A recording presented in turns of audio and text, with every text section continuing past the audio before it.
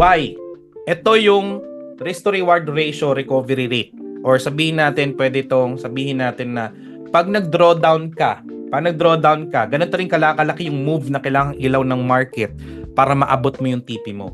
Ano nakikita nyo dyan, guys? If may one word, ano nakikita nyo dito sa right table na to?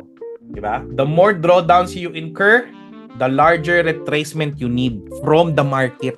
Hindi yan ang account mo, ha? Market.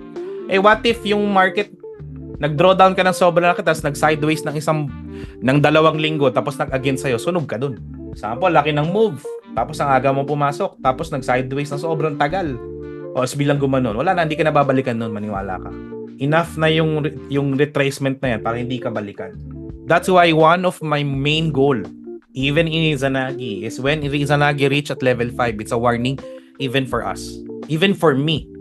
Even on my own capital. Pag nag-level 5 and above na yung positions ko, my goal is to just break even or small profit.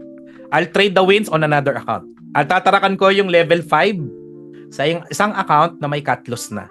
Diba? Ginawa ko kay Didikila, nag-level 5 si Didikila, 100 pips, 50 pips, 60 pips. Tatarakan ko siya ng another account. Open all prices. Same.